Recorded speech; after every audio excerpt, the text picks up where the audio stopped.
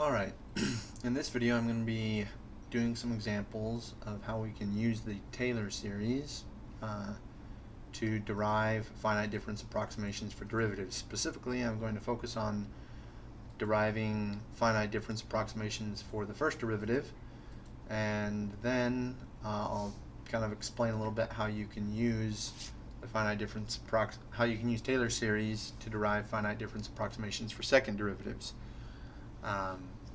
But I'll leave the actual derivations of the second derivatives to the student.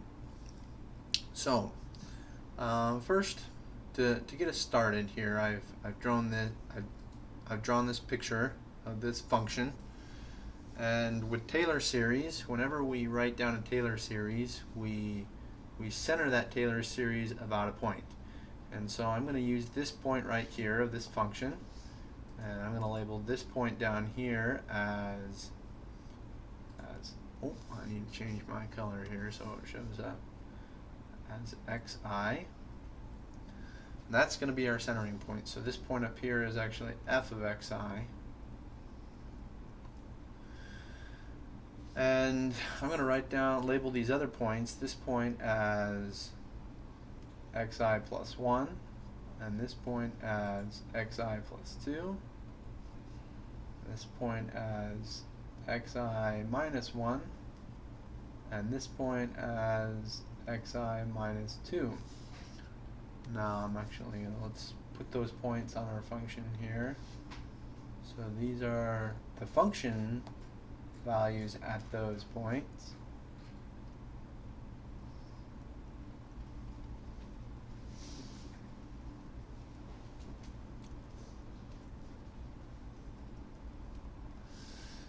Alright, so this right here, this point right here is f of xi plus 1. And this one right here is f of xi plus 2. This one right here is f of xi minus 1. And this one right here is f of xi minus 2. Alright, now another important thing that I just want to mention is the spacing between these points down here is all assumed to be the same, and we're just going to denote that spacing, this width right here, as h. So again, I said we can write down a Taylor series approximation for any single one of these function values in terms of the centering point. So this is the centering point.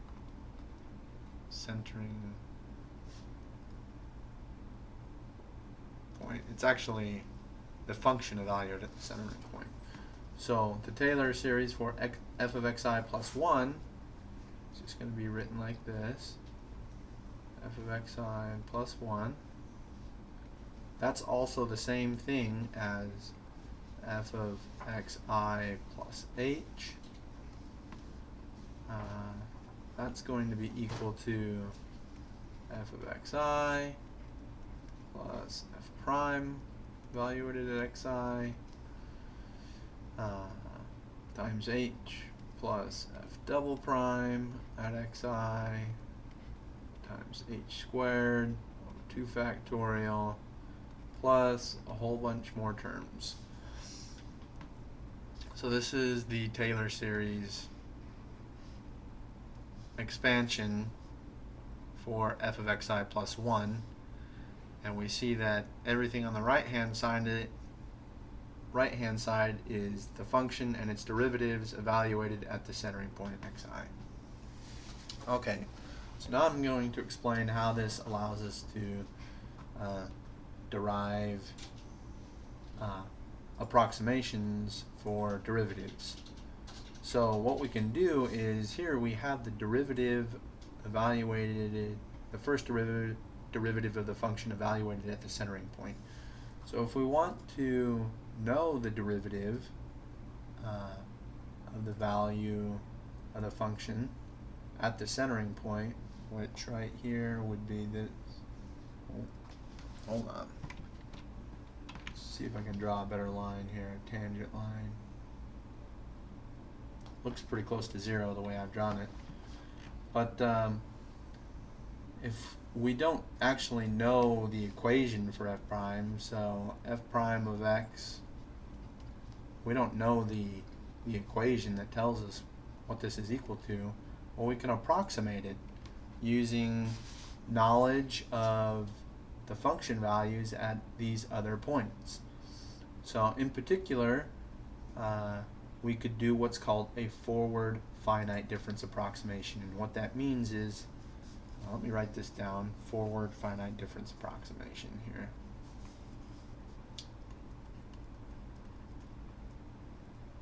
Forward finite difference approximation for the first derivative. Let's do first derivative. Okay. That's what I'm going to derive first. But the forward means I'm using a point in front of or in the forward direction of our centering point. So what I'm going to actually do is I'm going to use this equation right here, and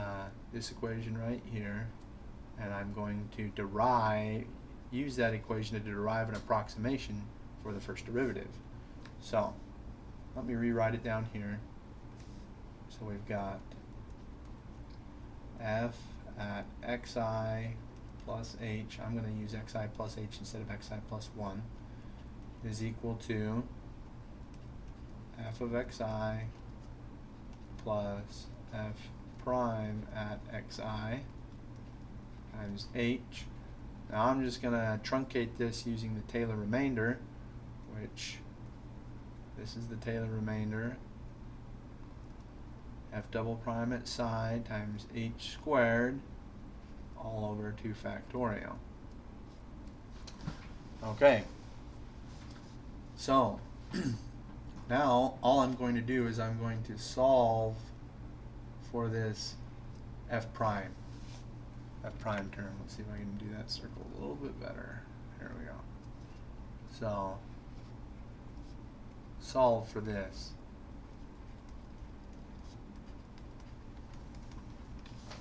So if I do that, if I move this term over here and this term over there by subtracting them off from both sides, what I get is the following.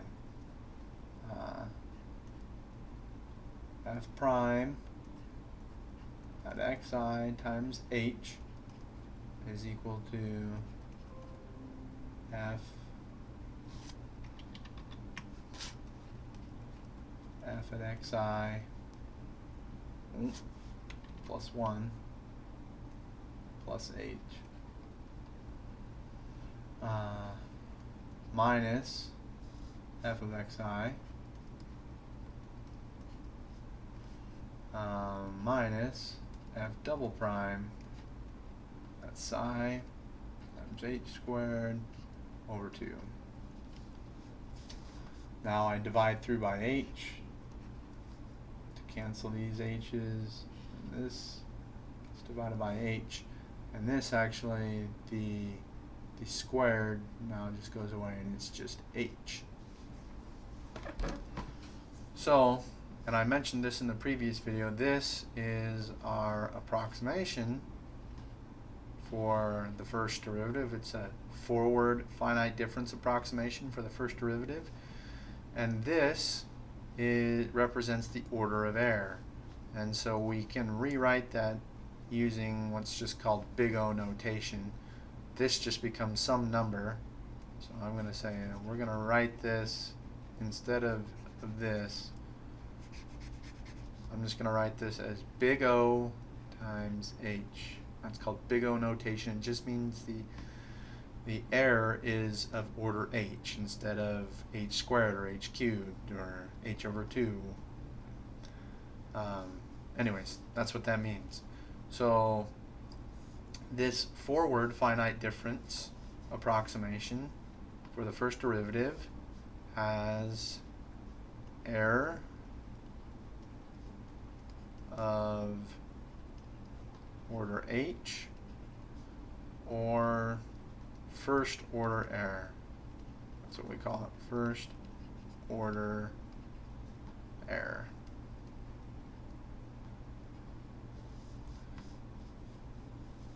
Alright, now what I want to do is show you how I could come up with a similar approximation if I wrote down the Taylor series expansion for this backwards point. So I wrote down the Taylor series expansion for this forward point in order to get the forward finite difference approximation to the first derivative, but I can get what's called a backward finite difference approximation to the first derivative if I write down the Taylor series expansion for this point and then solve for the first derivative. Now something interesting happens in the Taylor series when I write down a finite difference, when I write down the Taylor series for a point that's behind the centering point. So this point xi minus 1 is behind the centering point. So I'm going to show you that next. Alright, so now we're going to call this is called the first, for first derivative, first backward finite difference approximation.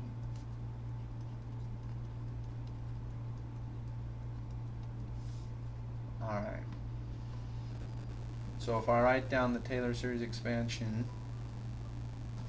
for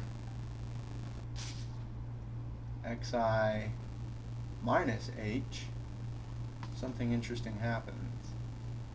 What we have is still f of xi. Now we're going to have, this is actually going to be a minus sign, f prime of xi times h, plus, I'm going to write down a few more terms here so you can just see the pattern, f double prime at xi times h squared minus f triple prime at xi, this is over 2 factorial, which is 2, xi times h cubed over 3 factorial, which is 6, plus more terms. So why this minus sign? Well, when h here is just defined, if I draw a little plot of our function here, and this is xi, and here's our function, and we'll say this is xi minus 1 and this is xi plus 1. Well, the way that we defined our Taylor series was, we said this was h, right?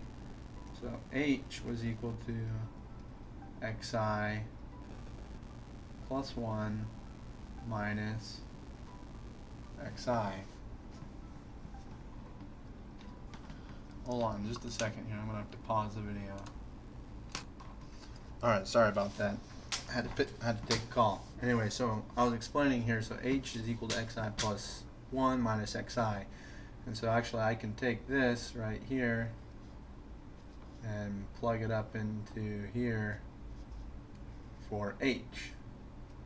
And that's actually how the Taylor series is defined. So you always take the point that you're predicting at, so xi minus h, xi plus h. So if you're at f of xi,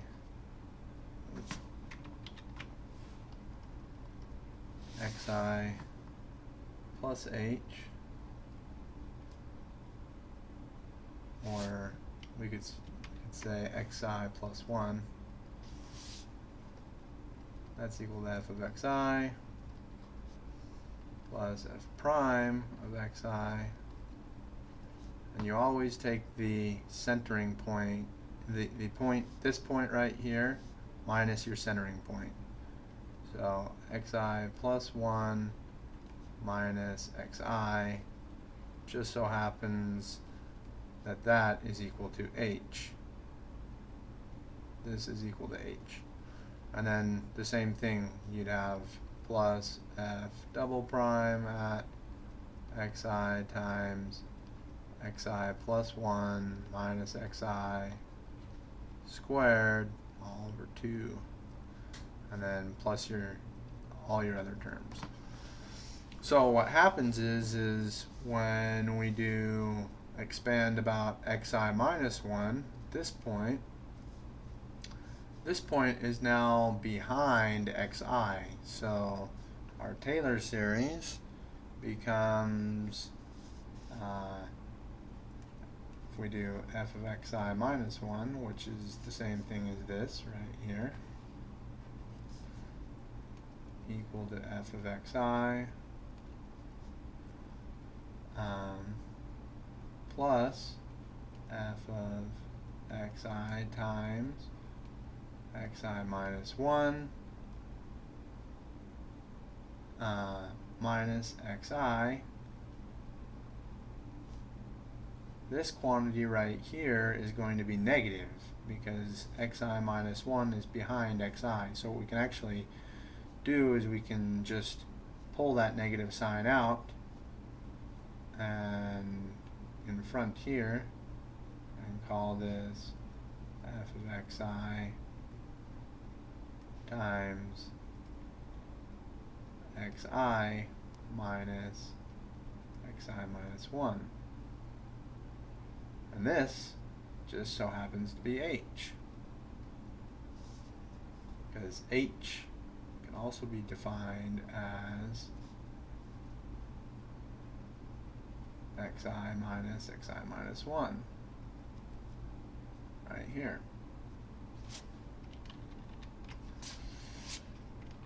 Alright, so that's why this negative sign comes out, but it just so happens that when you do the next term, it gets squared. So a negative quantity squared is a positive term, so you get a positive term, and then all the odd powered terms have a negative sign in front. So that's why you get this alternating negative sign. Negative, then positive, because the negative quantity gets squared, then negative, then positive. Anyways, that is why you get the alternating negative signs. Now, that was kind of long tangent trying to explain this thing. Our original goal was to derive the first backward finite difference approximation. So, what I'm going to do is just rewrite this f of xi minus 1. We're expanding the Taylor series around this backwards point right here. We're expanding the Taylor series for this point right here, centered around this point. So let's go back down here. I'm going to just rewrite this equation up here, down here a little bit farther so we can look at that. So f of xi minus h is equal to f of xi minus f prime at xi times h plus the Taylor remainder f double prime at psi times h squared over 2. Alright, now I'm going to solve for f prime at xi and solve for this guy.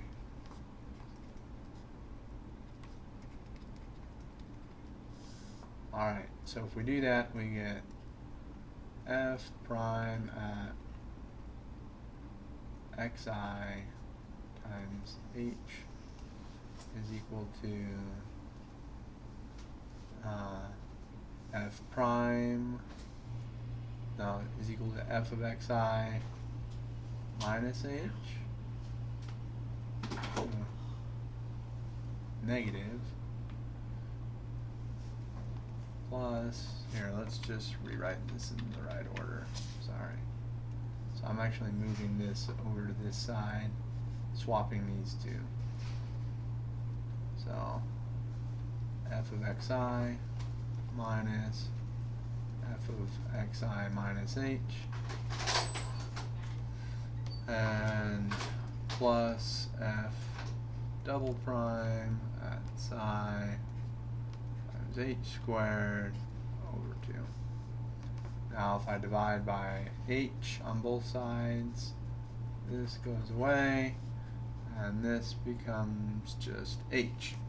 So now I have another approximation for the first derivative now in terms of the point behind our centering point. This is called the backward finite difference approximation of the derivative.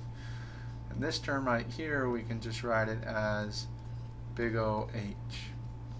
The h isn't squared, remember, because we had to divide by h. So this backward finite difference also has first order error. So the error is first order.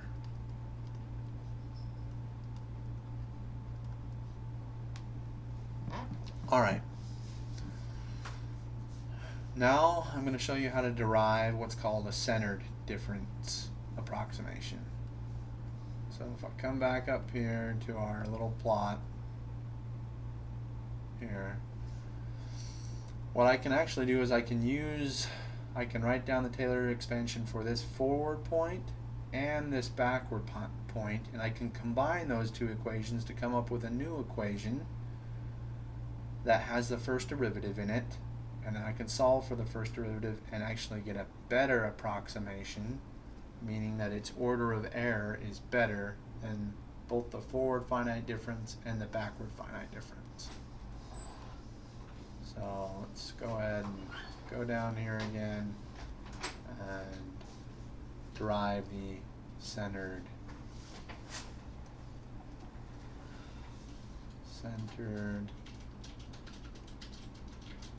first finite difference approximation.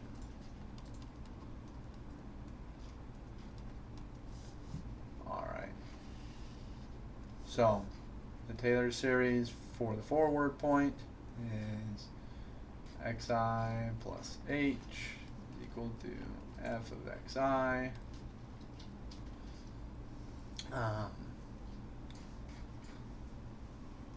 plus f prime of xi times h. I'm actually going to include more terms this time, and you'll see why in a minute. Plus f double prime at xi times h squared over 2. And then I'm going to do a Taylor remainder for the third order term. So plus f triple prime at psi times h cubed over 6. Alright, now I'm going to do the Taylor series for the backward point, xi minus h. That's going to be equal to f at xi minus f prime at xi times h plus f double prime at xi times h squared over 2 minus, actually just plus for the Taylor remainder, f triple prime at psi. This is actually, I'm going to call this psi 1 and this one psi 2 just to be mathematically accurate. H cubed over 6. Okay. Now you can see here, I've got these two equations. I could actually add this equation right here to this equation right here. But if I just added them together, what would happen is these terms right here, the f prime terms, would cancel. And that's not what I want, because I'm trying to derive an approximation for the first derivative, so I want this term so I can solve for it. So in order to keep them from canceling, what I'm going to do is, this is equation 1 up here, and this is equation 2. I'm going to subtract equation 2 from equation 1. So subtract 2 from 1. Now, when I do that, these terms are actually going to cancel with each other. And you'll see how that gives us better order of error when we actually solve for this.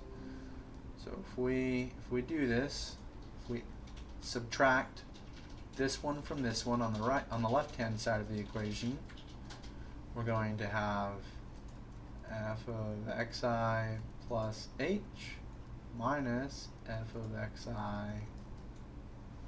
minus h is going to be equal to these terms right here are going to cancel, f of xi minus f of xi, so we're not going to have any f of xi terms, but these terms are going to add because we minus a minus, so we're going to have 2 times f prime at xi times h. These terms are going to cancel, and then these terms right here, this should be a minus, sorry, here.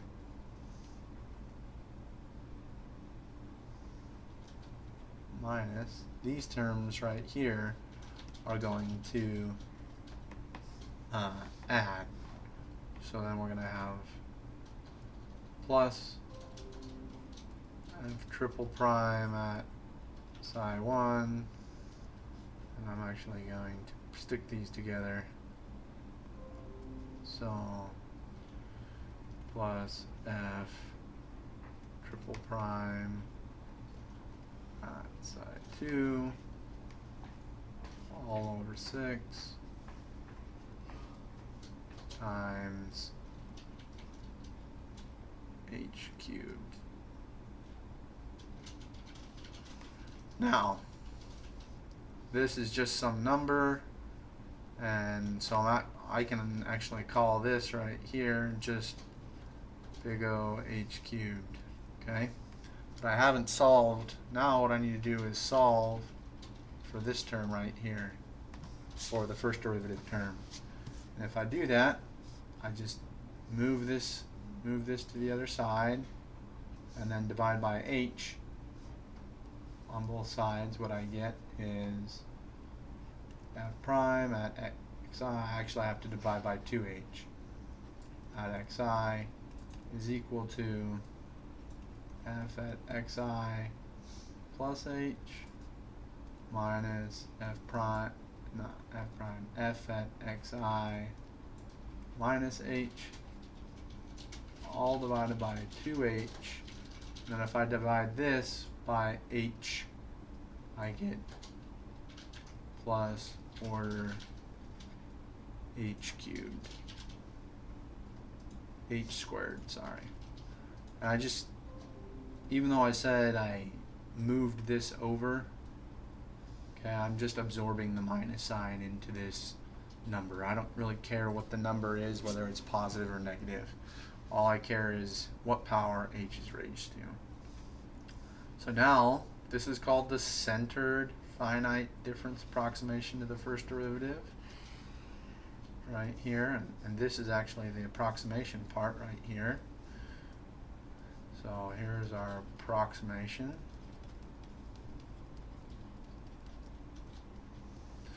And this part is the error. So this one we see the centered difference for the first derivative has a second order error. So second order error, which means if we cut h in half, we would expect our error to be quartered. Alright, so let me just kind of show you a quick overview of what we've done. So this is the Taylor series expansion, the remainder term. This is just kind of restating some of the things, the first order, second order. here showing the if we can derive the first forward finite difference. The error is proportional to delta t. This is what I covered actually in the last video.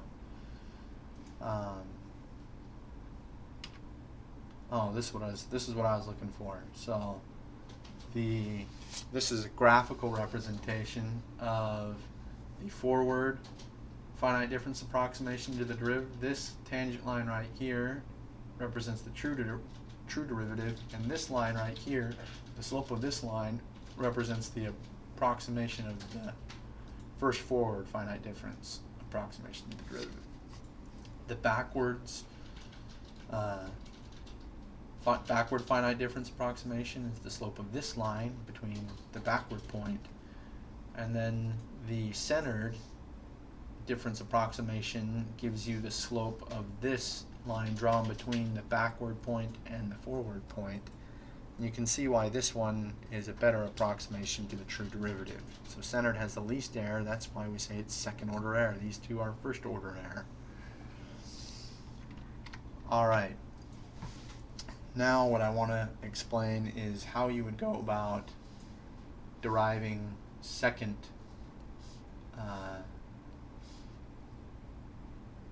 approximations for the second derivative. So remember up here I said, hey, we have these two equations for the forward point and the backward point. If I just added them together, these first derivatives right here would cancel. Well, if we wanted to derive an approximation for the second derivative, that's what we'd want. Because when we derive our approximations for the derivative, we don't want them to have terms of other derivative terms of the function in them. So if I derive an approximation for the second derivative at our centering point, I don't want any first derivative terms in here. I don't want this. I want everything on this side to only be in terms of the first of the function evaluated at any point. So it could be the function at f of xi, the function at xi plus 1, f of xi plus 2, f of xi minus 1, or f of xi minus 2, etc. It's fine if we have these in our approximations for the second derivative. We don't want anything that has first derivative terms or third derivative terms. We don't want f triple prime at any point. Doesn't matter what you put in here, okay? Whatever point you put in here, okay? We don't want this, okay? So what that means is, in order to derive a finite difference approximation for the second derivative at xi, we need 2 points. We need Taylor series expansions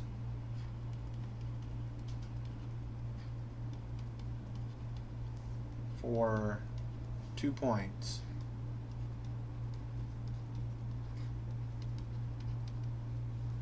So in the case of a forward difference approximation to the second derivative,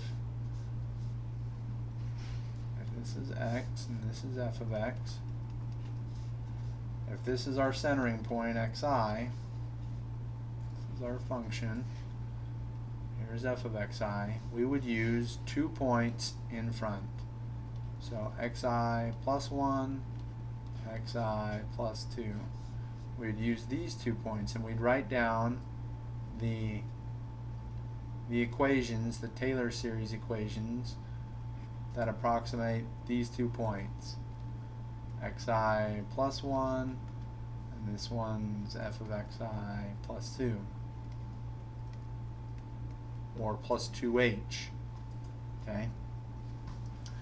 And then we would add or subtract those two such that the first derivative terms, the f prime at xi terms, cancel. And then we solve for the f double prime at xi term. And that would give us an approximation, a four-word finite difference approximation for the second derivative. And we can do a backward finite difference approximation of the second derivative, and we'd write down the equations for these 2 points and then we'd combine them in a way to cancel out the first derivative terms and then solve for the second derivative in terms of just the function values at these 3 points. Okay. Then for the center difference, you actually just have to use this point and this point. So write down Taylor series expansions for the forward point and the backward point. Sorry, so this is the forward point and the backward point. Use these two for centered. Okay. And yeah, so that's how you do it. That's how you solve. That's how you come up with second derivative approximations. The actual answers for those are in the book. You can see, I think they derive the forward difference approximation for the second derivative in the book textbook as well. Anyways, I think that is about all I'm going to cover in this video. I hope it was clear, and what we covered basically was just, oh, actually I want to mention one last thing, and that is when you derive the centered difference approximation, you write down the equations for f of xi plus 1 and f of xi minus 1, you want to carry out to the fourth derivative term. So make your Taylor remainder the fourth derivative term, because the third derivative terms are going to cancel, just like we had in the first derivative centered approximation. Alright, so here we just going to close, and we'll see you in the next video.